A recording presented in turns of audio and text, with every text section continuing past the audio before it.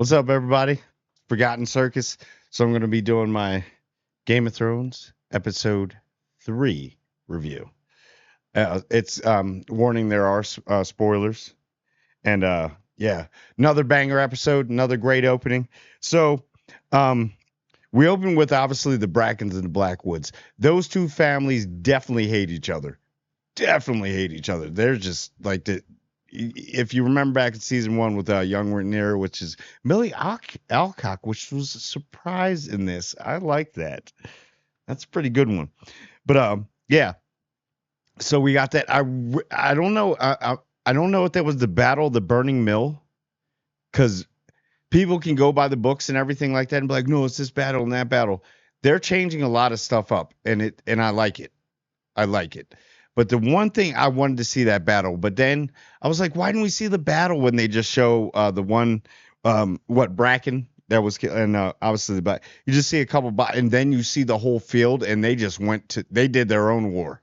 And I could have sworn somebody said like dragon or something in that scene. There was some weird part where the Bracken was it Samuel Blackwood, whatever. So yeah, that was pretty. I really wish we could have seen that battle, but that shows you that they're taking out some battles because some other battles are going to be way bigger, and I get that, and probably longer episodes. I wish this was at least 10 to 12 episodes, but yeah. So yeah, I just wish we would have seen that battle, but I kind of understand you got to save some time, budget and stuff like that. Yeah, and so they're burying the Cargyle twins, right? On Dragonstone. Rhaenyra is there. Respect, she buries them together. But man, do I feel bad for that guy that has to dig the grave? Because there were like cinder block size rocks that he had to like put it like so when he was digging it, and he's got like this little shovel. I just can, can we get a GoFundMe for the grave digger guy, please? Because darn, he needs a give. Rhaenyra giving that man a raise. Obviously, you trust him enough where there's not guards by. He's got a shovel, so he must be a good dude. But yeah, but okay, yeah. So and Rhaenys proves that she would have been a great queen, and I like how she respects Rhaenyra now. She stands when she exits the room. I really like that she respects her as the queen. She understands, and she's giving her some wisdom. What I would have done, what she should do, hold back a little bit, chill, figure stuff out. I got you. Yeah. And then, but she does call out Rhaenyra though, because she's like, oh, she's just, when she's saying, oh, she's just a victim of the situation and everything. And she just did it just yeah, the way she called her out on it too. And she's like, yeah, but if you look at it, you doing the same thing. You messed up too. So, and then am I far enough in where I can say this? Kristen Cole's a bitch. And who is this guy's barber? Why does he have a new haircut every scene he's in? That's the one thing. That is the one bad thing. I love everything about House of Dragons. Amazing. And it's how you do a show. And it's long. And it feels movie-like. But who is this guy? Does he have a traveling barber? He's like, yeah, I'm going to try this hairstyle today. I don't understand that part. But yeah, obviously, the Kings of Guard they do not respect. They do not respect him at all. They're like, all right, yeah, you're in the position. It's one of those, they respect the rank, not the man, So they kind of like, oh, God, this guy, he has just weaseled his way up, hasn't he? Old Sir Crispin has weaseled. Even your King Guard know you're trash. Can't stand him. And he's such good of an actor that he makes you hate him. Yeah, and then we get our Daeron mention. Yay, old Daeron the Daring. So they're building him up. That's cool. I like that. So we're going to see Daeron eventually. And then it's weird how Aemon keeps that coin. Because to him, it's like a pride thing. It's like, yes, Daemon was coming after me. He's a fanboy of Daemon. He is a fanboy of Daemon, bro. That right there proves it. He's keeping that coin because he knows that it was Daemon. Everybody knows it was Daemon, but they want to blame it on Rhaenyra. Who cares about it? Everybody knows Daemon's reckless. They ain't going to do nothing, But he's just keeping that coin like it's a keepsake. Like, Yes, man, he thought about me. He thought about me. It's like an obsessed fan, which is so weird. But I do like Amon's character. I like how he rolls. You know what I mean? And then and then Raina, good old Raina, finally has some lines, and she is a phenomenal actress. Look at that. She has a presence. You can see that she's broken on the inside. She's and leave her alone. The poor girl. Her and Helena need to start like a cult somewhere. It'd be the most wonderful, peaceful cult. Everybody would be happy. They would do everything right. Like put the two of them in power. And Raina and I feel like she's getting disrespected, you know? And so she's going to send Rainier is all like, "Well, I got to send you off to protect the bloodline, and you're the only one I trust." And Rainier's like, "Yeah, that's cool and everything, but you're doing this because I don't have a dragon, right? I haven't had a chance to get a dragon. Nobody's given me time to get a dragon." Yeah, and I felt bad for her. She's like, "I'm not good enough. I'm going to be over here babysitting," and she's probably going to be the best mother figure to those kids. Aegon and what's the other, is it Joffrey, and I forget, but the three little ones. She's probably going to be the mother figure, so they're going to respect her, which is will be a big part later on. But I feel bad for her. It seems like they keep. Oh, I feel she doesn't have her dragon. No, I'm getting all emotional. She doesn't have a dragon. It's so sad, but don't worry. Rainer gets her. She gets her up and coming.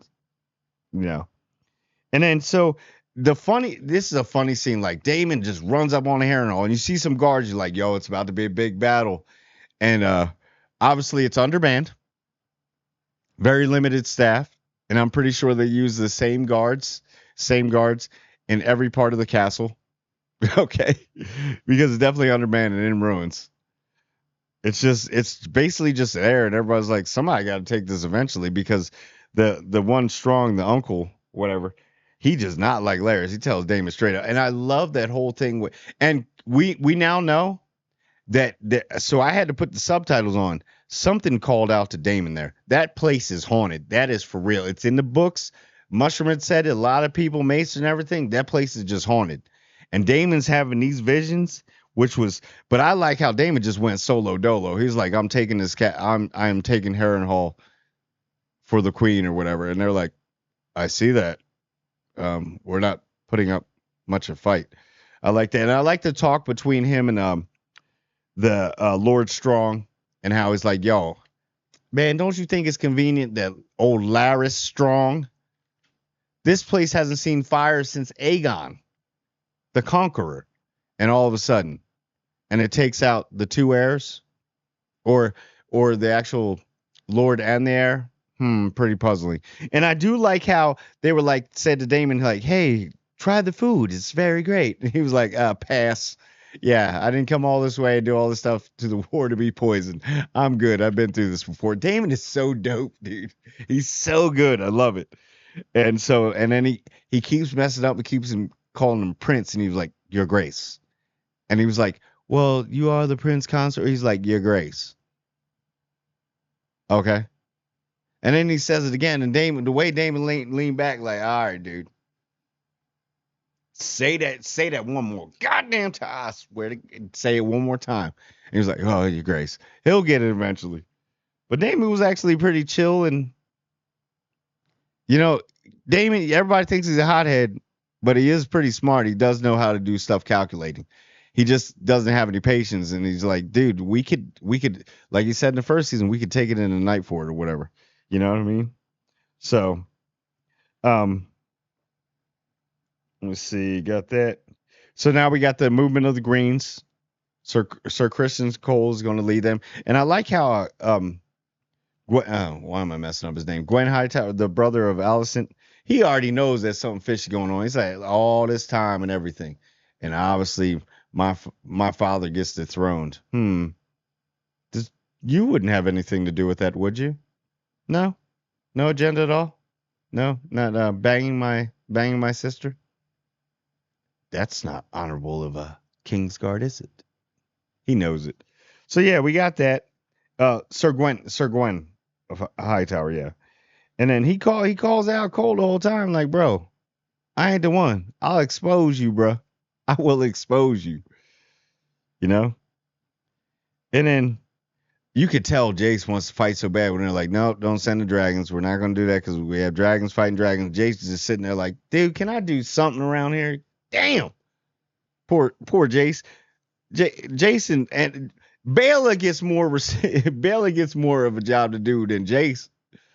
So, and nothing, no disrespect. Bela's badass, bro. You about to see. You about to see because she is that like water and vinegar. How can you say she is the Achilles heel of Aegon himself? A little bit of spoilers. Yeah. She undefeated in that battle. But anyway, uh, what I got? And Corliss and Rhaenys, you can tell they have great on-screen chemistry. If they're not together in real life, they need to be together in real life. They really do. But like Corliss, like heir. Well, so Joffrey is going to be the heir, but he's too young and doesn't have a dragon and all that. And then I like how Rhaenys like, hold up. Why can't Rhaena be? Oh, and then when he said it, it had a little ring, and he even stopped himself. He's like, wait, Rhaena being the Lord of the Tides? And he was kind of like in his head, he was like, hold up, that does sound kind of dope. And Rhaena is beautiful, and she's awesome. And she just wants to be. If she can't get a dragon, she can control the ships. Because, Corliss and Rhaena, they love their grandchildren. They really do. And those are actually kind of, the correct bloodline for passing on, you know what I mean? So, they are technically. So, yeah. And then, let me see. I already talked about Raina and all that, and she's going to be watching all the children. And I believe they're changing her character too. She's going to find a way. Maybe that is the Nettles thing. Maybe she is going to come back and keep them safe over there and be able to ride sheep stealer. Maybe they will get rid of Nettles. Everybody said they casted Nettles and everything, but you never know. She may play a bigger role. I mean, there's like Grey Ghost out there. There's other dragons. You never know. So, hey, they could throw it in there where she rides the cannibal. That would be cool. Wait, do they have the cannibal? Blacks have the cannibal, don't they? Think so. That'd be pretty dope. That dragon eats dragons. Like, it don't even like regular human food. It just wants dragons. So, okay. And then Helena is so sweet and adorable. And I like how she's sitting there. She's just like, I don't, it's things happen for a reason. I understand. Because she's a dragon dreamer. She knows what it's all leading up to. She knows it. She can see it. It's like kind of vivid visions, but she's starting to put it together. And she's like, and when her mom's trying to comfort her, she's like, I forgive you. And then, Allison trying to act brand new. Oh, well, forgive me for what? Bitch, I forgive you because I'm a sweetheart. Please don't let Helena go out like that, bro. Let her go. If you want to change anything up, and this spoiler, you want to change the. I want Helena for somebody. If you could change anything, and it would be okay, and it would break lore and everything. Make her have the sweetest ending. Oh, she's so innocent, And then how does what it? And Larry Strong, I get it. What he's doing, he's playing. He's like Peter Baelish, hybrid of Peter Baelish and Varys. You know what I mean? And he's like, yo, I'm telling you, he's like, because Aegon about to go to war. He's like, and everybody at the small council, whatever, or the Greens was like, nah, I don't think it's a good idea because you get hurt or anything, then. And then Larys comes up to him and does speak some. He was like, hey, if you go down or anything happens and your brother's going to do it, he's going to take over because you have no heir right now. So it passes your brother. And he's so prideful. He's like, oh, yeah, maybe I shouldn't do that.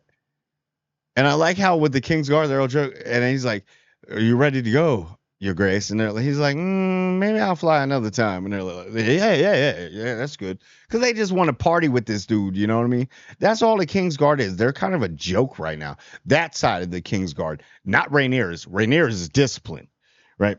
So they go out and party. And then there's this one guy, I forget his name. Why am I forgetting his name? He's talking about being Rhaenyra's uncle and all that. And the cousin of he's from is it Jaehaerys and then Jaehaerys' son? Yeah.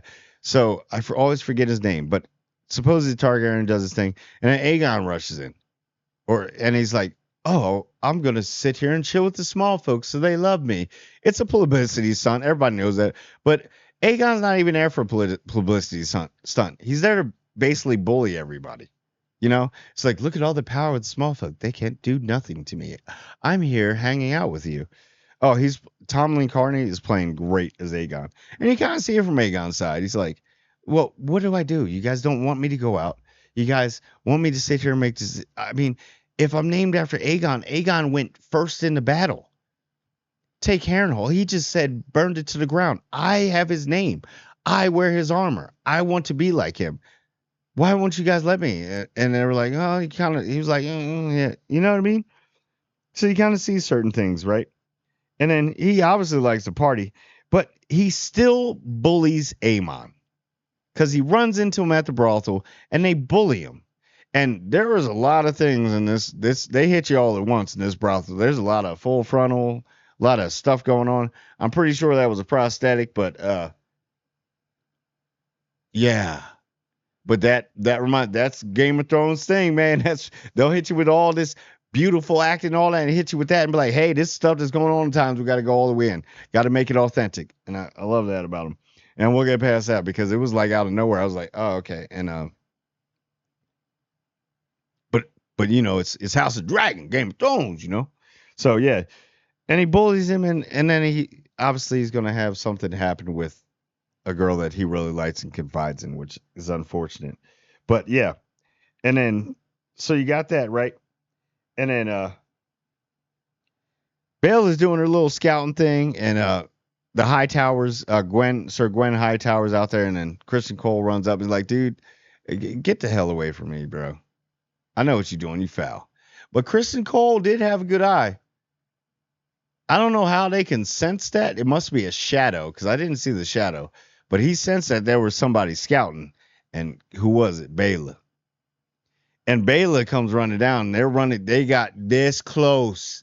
And Bela says it to Rhaenyra like, "Oh, I was scouting, but a little bit lower than I was supposed to." I like that. She's like, "Oh, you're just like your dad." I know she wanted to say that. She was like, "You're just like your father." Something your father would do. You know what I mean? Which was pretty interesting. But she could have, and I like the way the actress Bela speaks Valerian. It feels fluid. And she is speaking in full sentences to her dragon. Is her dragon a Moon Dancer? Is it Moon Dancer? Or am I getting it mixed up? Which one's her dragon? I think it's Moon, or is it Dreamfire? No, Dreamfire is. Well, yeah, I think hers is Moon. But no, I'm getting it mixed up. Let me know in the comments. But yeah, I did like that, and she's like, "Yeah, oh, I could have had a big blow to the war. I could have took out the hand and technically a high-ranking Hightower, but I showed patience." Oh, just like your father, you know what I mean? And Daemon having visions, and that girl is definitely. So I like that they brought Millie Alcock back for this scene, and she's stitching up the head of Jaehaerys, and she's saying to him, like, "I always have to clean up your mess," which is kind of giving him the thing like older Rhaenyra. It's so weird. That place is so haunted. It's so true. It's so true. I did like that, and then we finally got a reveal of Alice Rivers. We saw her in that one scene, but Alice, you'll die here, Damon. Obviously, some other right, I'm not gonna die, but his soul may die there, a piece of him. But Alice Rivers, she's going to play a huge part, and people didn't really think she was going to be in there, but I think that definitely is Alice Rivers. Mm-hmm. That's yep.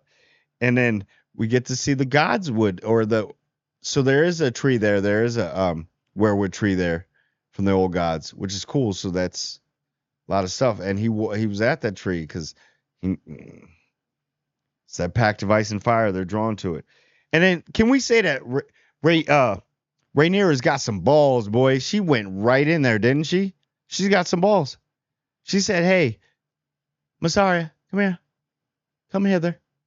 You're my new master of whispers, and I do like that. Uh, how do I get into the Red Keep? How do I get in there? It's like there's so many ways. And then she was like, wait, there is one place that she goes that's outside of the city walls. And yo, Rainier has still cojones. She went there with like what, one, two, four people, just rolled up as one of the seven. What do they call them, nuns? But one of the seven, and one of the King's Guard played one of the monks, and then she played one of the nuns. And to go all the way up and make it there, like I like that infiltration kind of, like some type. It felt like if we mixed Game of Thrones with like Mission Impossible for a second there.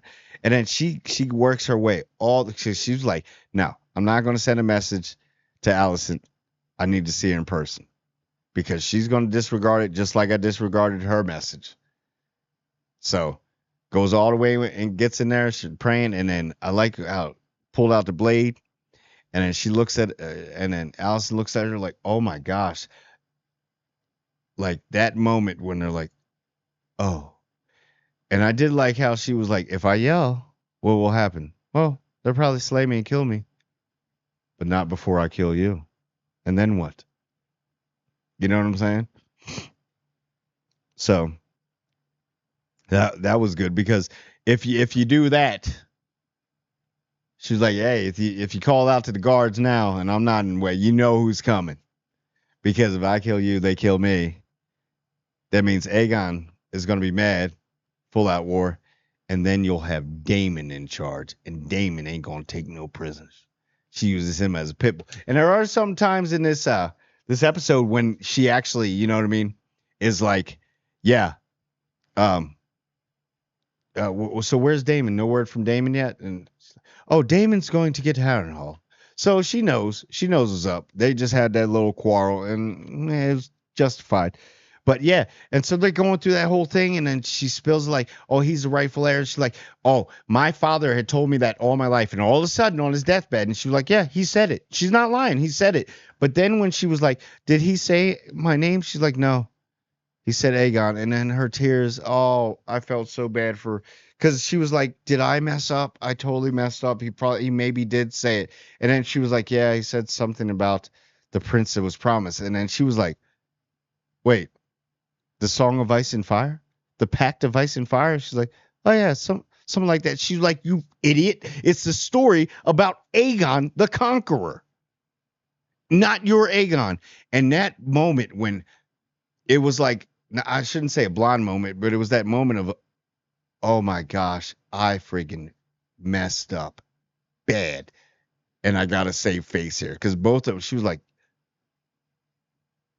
are you serious? Why didn't you ask me? Why didn't you tell me something? Why didn't you tell me his last words? I probably could have explained it to you. This war probably would have never have happened. And Allison, with her pride and everything, she's like, I'm not going to say anything. I'm just going to let this go. I'm going to tell you this. There is a war coming. They've already released. She gave her something, but was still an asshole at the same time. She's like, yeah, they're coming with troops and everything. And we're starting the war. We're going to attack. So Rhaenyra got the heads up on that. But the way she looked at her, like, you totally messed this up. And then Allison was like, well, no coming back now. And then Rhaenyra's like, well, maybe we can still do it. And she's like, well, no, because I just admitted that I'm an idiot and put the wrongful heir on the throne. And I didn't realize that I'm so stupid that maybe I should have asked you about what he said. Hey, it took 2 seconds. Hey, he told me something about the prince that was promised, because you were so much friends and you still trusted each other. You would have told her that. And now Rhaenyra is looking at it like, dude, you really fucked up. And we can still fix this. But her pride's like, no, I'm going. And then it just ends. So beautiful episode. This one's a little long. And if you watch all the way through, I'd really do appreciate it. I want everybody put a lot of likes on this. I want to get this out. We're moving up to almost 4K. I'm telling you, I want to be 10K by at least September, easily. And I want to make 100K by December. I want that to be my holiday present, is to make 100K with y'all, because I really do appreciate y'all. I like the comments, and I love this show, and I want to know if you saw anything I missed or messed up on. Put it down in the comments, so I know, so I can, on the next one I'll be able to cover that because it's so good. The show's so good. But anyway, I want everyone to like, comment, and subscribe, and everyone, I do mean everyone.